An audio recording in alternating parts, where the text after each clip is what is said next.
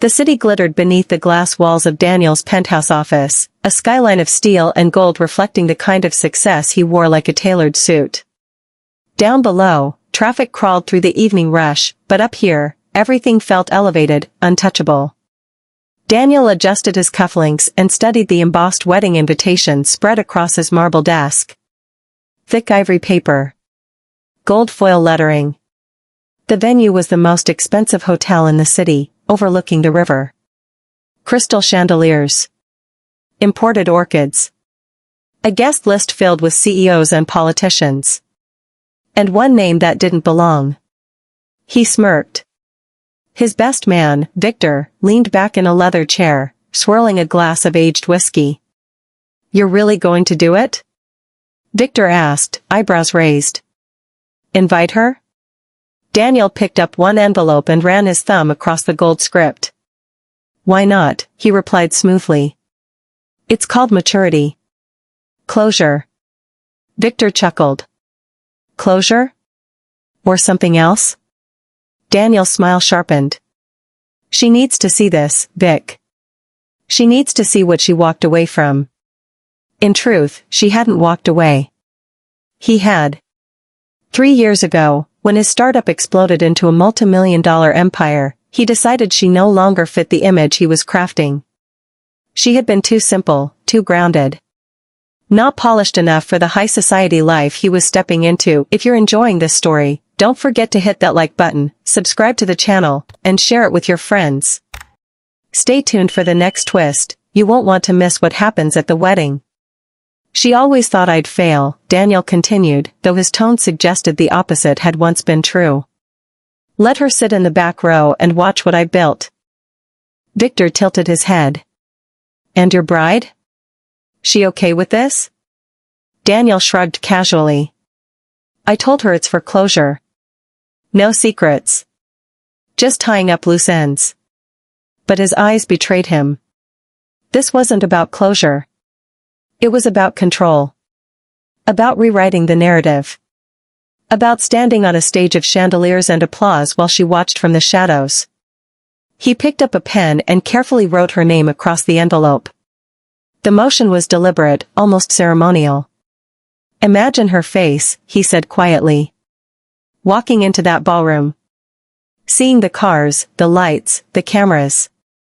Seeing me." Victor gave a low whistle. "Cold, man." Daniel sealed the envelope with a firm press.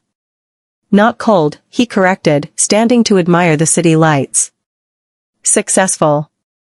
Outside, thunder rumbled faintly over the skyline, clouds gathering unnoticed. And somewhere in the city, a woman who once believed in him had no idea that an invitation was already on its way, wrapped in gold, but laced with humiliation. 3 years earlier, before the penthouse office and imported orchids, Daniel had lived in a modest apartment overlooking a noisy bus terminal. The paint on the walls had peeled in places, and at night the hum of engines blended with the distant calls of street vendors packing up for the day. But back then, he had not seemed to mind. She had been there. Amara would sit cross-legged on the small balcony, a warm breeze lifting the edges of her hair as the city lights flickered below. She believed in him when his business was nothing more than sketches in a notebook and late-night coffee-fueled dreams. "You're going to make it," she used to say softly, handing him another cup. "I can see it in the way you refuse to quit." And for a long time, he held on to those words like oxygen. Then everything changed. The day his company secured its first major investment, the apartment felt smaller. The city sounded different.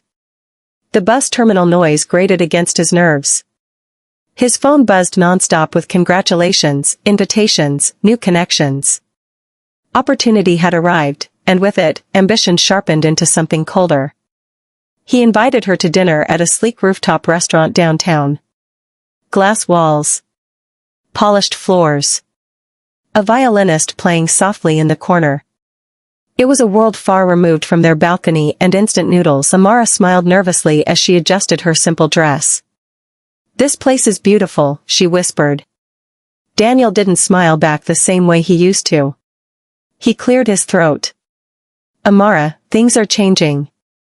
Her fingers tightened slightly around her glass. Changing how?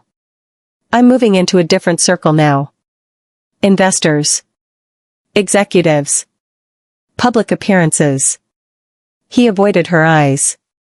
Image matters. The word hung between them like smoke. She blinked slowly. And I don't fit that image? He hesitated just long enough for the answer to hurt. You're not what I need right now, he said finally.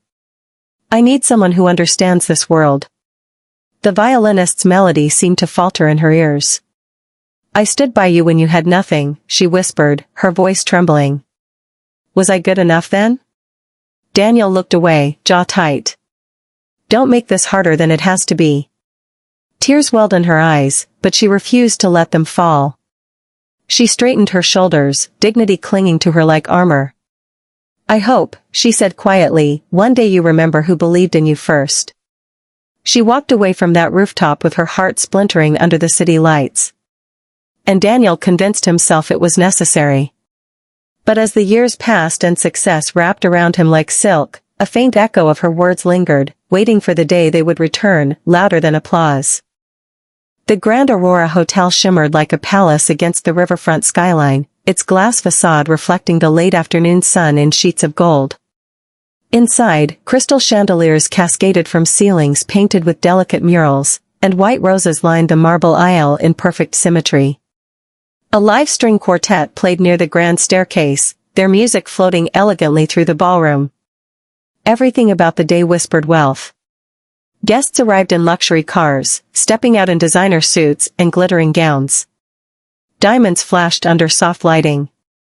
Perfume mingled with the faint scent of fresh orchids imported from overseas.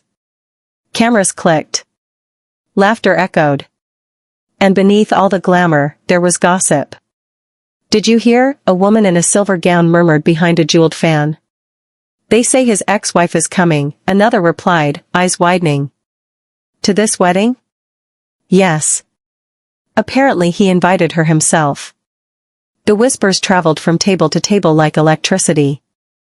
At the center of it all stood Daniel, dressed in a custom black tuxedo, posture straight, expression controlled. But there was something restless in his gaze. He kept glancing toward the grand entrance doors. The bride, Isabella, radiant in a fitted white gown adorned with delicate beadwork, noticed. You seem distracted, she said softly, adjusting her veil. Daniel forced a charming smile. Just making sure everything is perfect. She studied him for a second longer than necessary. It already is. But he wasn't thinking about the flowers. Or the music. Or even the vows he would soon speak. He was thinking about her. He imagined Amara walking into this room, overwhelmed by the chandeliers, the wealth, the sheer scale of what he had become. He imagined the discomfort on her face. The realization. The regret. A slow, satisfied breath escaped his lips. Everything okay? Victor, his best man, asked quietly at his side. Daniel's eyes remained fixed on the doors. I'm just waiting. For her? Daniel didn't answer. He didn't need to. Outside, the sun dipped lower, casting long golden beams through the tall windows. Guests took their seats. The officiant stepped into position. The string quartet shifted to a softer melody. Then, the large double doors at the far end of the ballroom creaked open. The music faltered for half a second. Every head turned. And the air in the room changed. Daniel's confident smile tightened. Because whoever was about to walk through those doors was not going to be what he expected. Outside the Grand Aurora Hotel, the evening sky had turned a deep amber, the river reflecting streaks of gold and violet. Guests inside were still whispering when the low, unmistakable hum of expensive engines rolled across the driveway. One sleek black luxury SUV pulled up. Then another. The valet attendants froze for half a second, exchanging confused glances. These weren't on the wedding transport list. The first car door opened. A tall man in a fitted black suit stepped out, dark sunglasses shielding his eyes despite the fading light. His posture was rigid, professional. Another suited man exited from the opposite side, scanning the area with quiet precision. "Are those bodyguards?" someone near the entrance murmured. The air shifted. Then the rear door opened. A single elegant heel touched the pavement. Amara stepped out, but she was not the woman who once stood on a tiny balcony overlooking a bus station. She wore a deep emerald gown that shimmered subtly under the lights, tailored perfectly to her frame. Diamond studs caught the glow of the chandeliers spilling from inside the hotel. Her hair was styled in soft waves, framing a face that held no bitterness, only calm confidence. She didn't rush. She didn't hesitate. She owned the moment. Inside the ballroom, conversations died mid-sentence as the doors opened again. The string quartet faltered entirely this time. Amara walked in between the two bodyguards, her chin slightly lifted, her expression composed. Gasps rippled through the guests like wind through silk curtains. "That's her?" someone whispered. "She looks different." No. She looked powerful. But the shock wasn't over. Another car door opened outside. A man stepped out, older, sharply dressed, commanding without effort. His tailored charcoal suit fit him like armor. His presence alone seemed to shift gravity. Recognition flickered across several faces inside. "Is that? It can't be. That's Mr. Laurent. A billionaire. A tycoon whose name appeared in financial headlines and international business summits." He entered calmly, walking beside Amara as though it were the most natural thing in the world. He didn't hold her arm possessively. He didn't need to. Their energy spoke for itself. Inside, Daniel's confident posture cracked. His fingers tightened at his sides. Because this wasn't embarrassment. This was elevation. And as Amara's eyes briefly scanned the room, steady, fearless, the balance of power shifted in a way no one could ignore. The wedding had just gained an unexpected guest. And the humiliation Daniel had planned was quietly rearranging its target. The ballroom, once filled with the soft hum of polite conversation and clinking crystal glasses, now trembled with a different energy. Whispers no longer hid behind jeweled fans or cupped hands. They spread openly. "That's him. It really is. Laurent Industries, the shipping empire? Yes. The billionaire." Across the polished marble floor, Mr. Laurent moved with calm authority, his presence effortless but commanding. He greeted a few stunned executives with a slight nod, the kind of acknowledgement that carried more weight than words. Some of Daniel's most influential business associates straightened instinctively, adjusting their jackets as if suddenly aware of their own posture. Beside him, Amara remained poised. She wasn't clinging to his arm. She wasn't trying to impress anyone. She didn't need to. Her quiet confidence spoke louder than the orchestra that had now fallen completely silent. Daniel stood near the altar, his jaw tightening as the reality settled over him like cold rain. Just moments ago, he had imagined her shrinking under the chandeliers, feeling small among his elite guests. Instead, the room was orbiting her. Victor leaned closer, voice barely above a whisper. "You didn't say she was connected." Daniel forced a laugh, but it sounded hollow. "She's not. This is just a coincidence." But it didn't look like coincidence.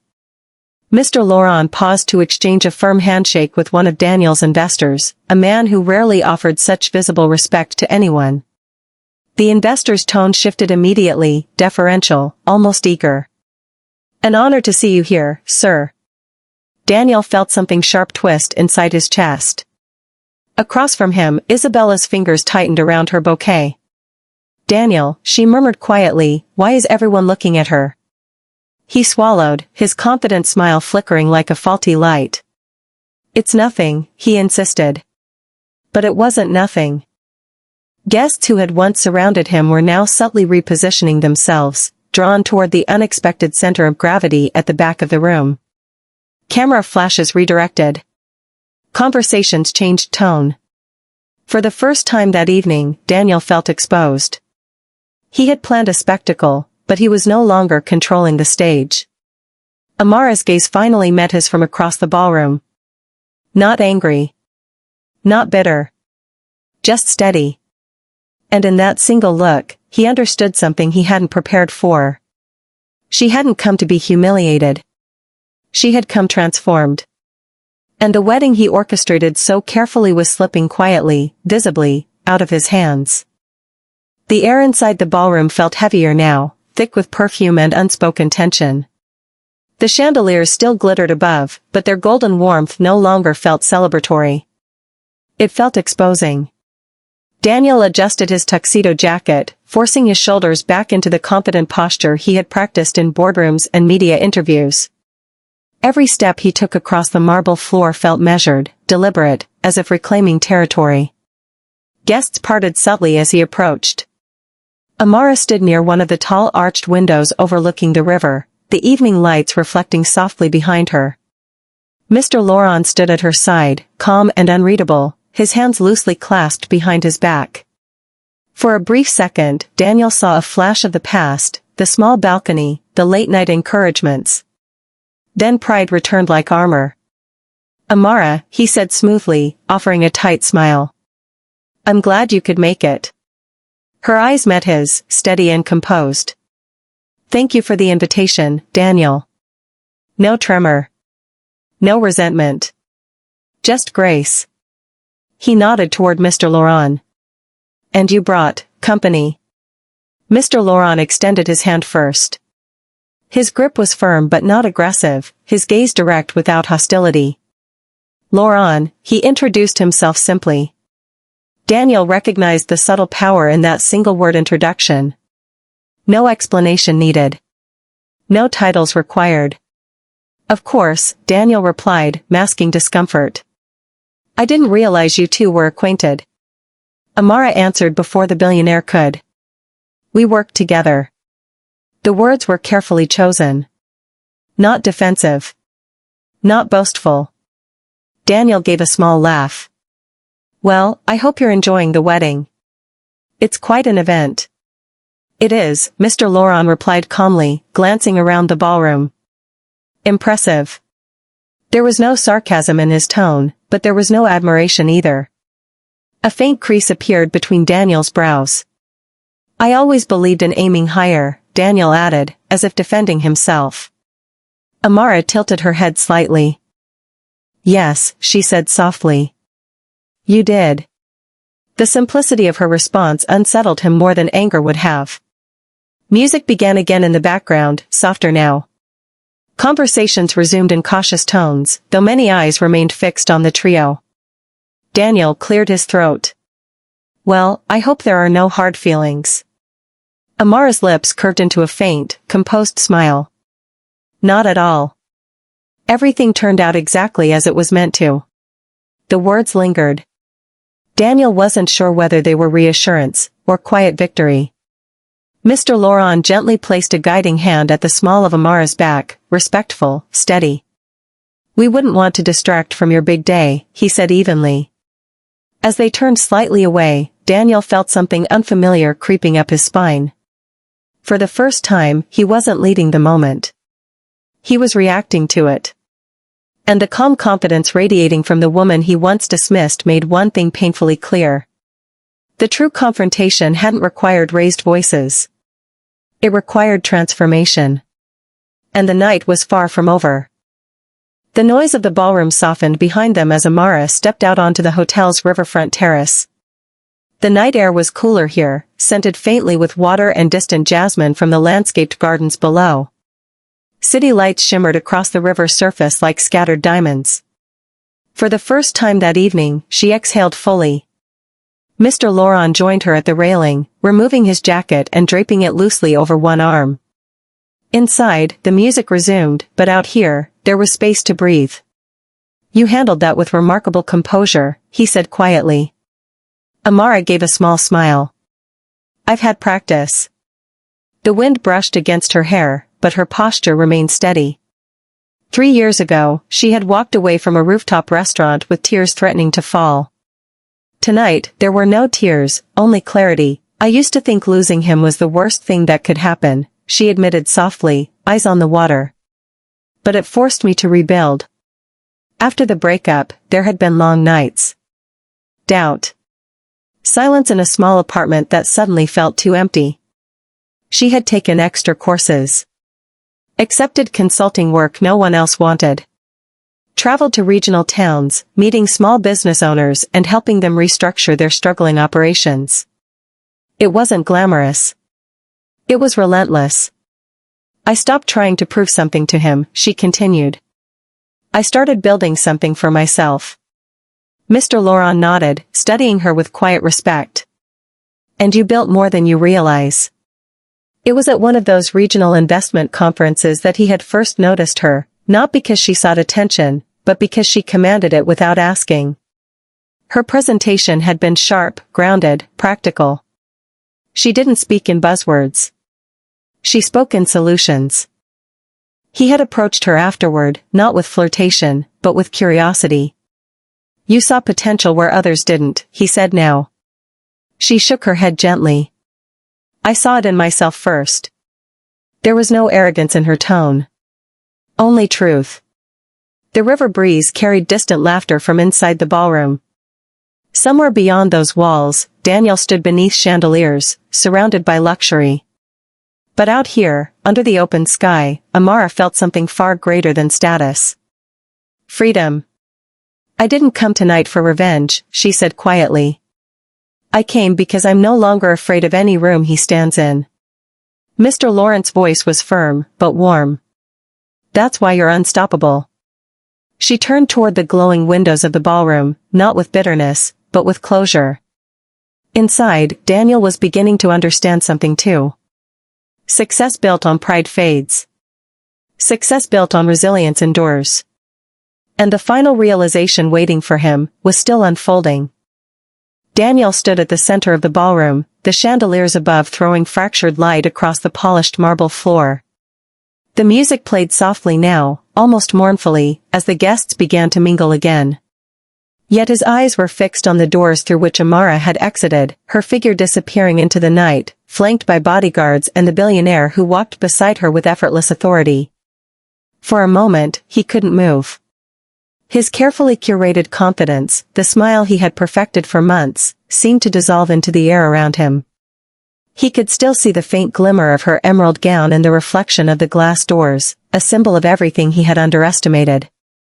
Isabella approached, adjusting the folds of her pristine white gown. Her expression was curious, tinged with concern. Daniel, are you okay? She asked softly, her voice slicing through the fog of his thoughts. He turned slowly toward her, forcing a smile that didn't reach his eyes.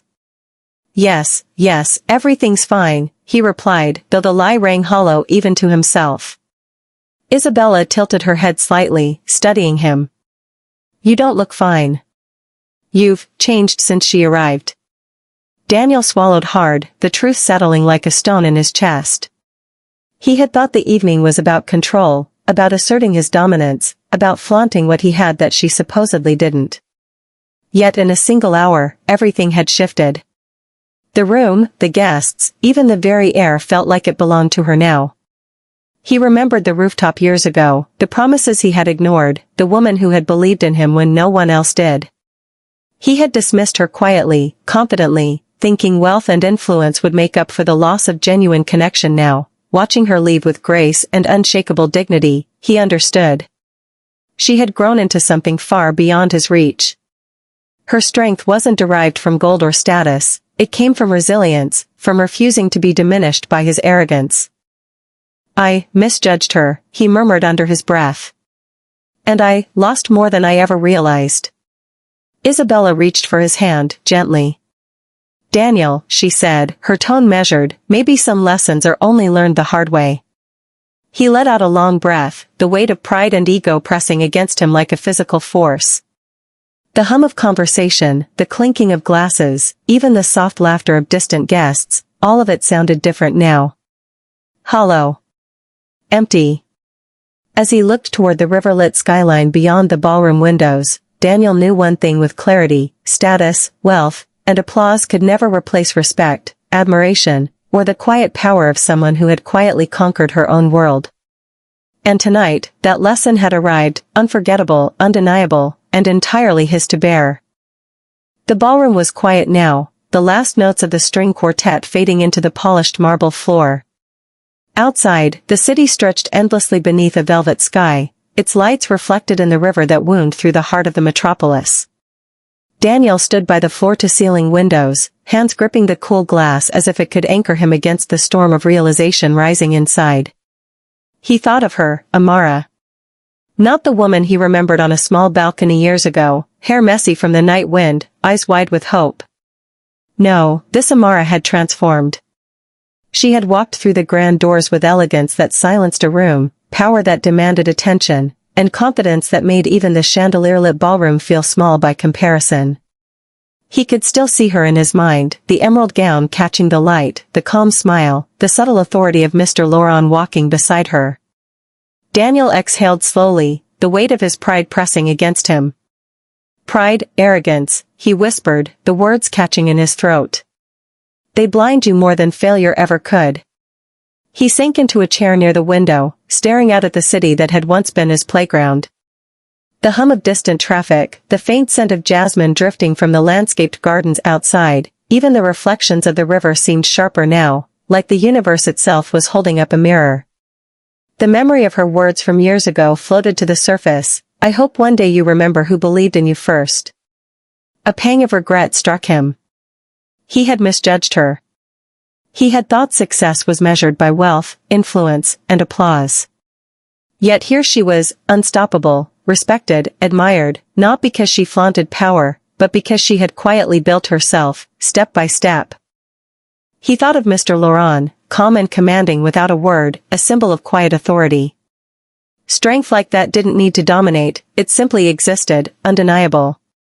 Daniel exhaled again, deeper this time, and murmured, underestimating someone, that's the real danger. The wind stirred outside, brushing against the open terrace doors. Daniel imagined Amara there for a brief moment, looking at the river, at the skyline, serene and unshaken. She had not sought revenge, she had sought growth. And in doing so, she had shifted the balance of power without a single hostile word. The narrator's voice enters, calm yet resonant. Pride may fool you. Ego may make you blind. But those who rise quietly, who build themselves with patience and dignity, often wield more power than the loudest display of arrogance. Never underestimate the quiet strength of those who refuse to be diminished. Daniel's gaze lingered on the city lights, on the path she had forged, and for the first time that evening, he understood that true success is not measured by what you take from others, but by the strength you create within yourself.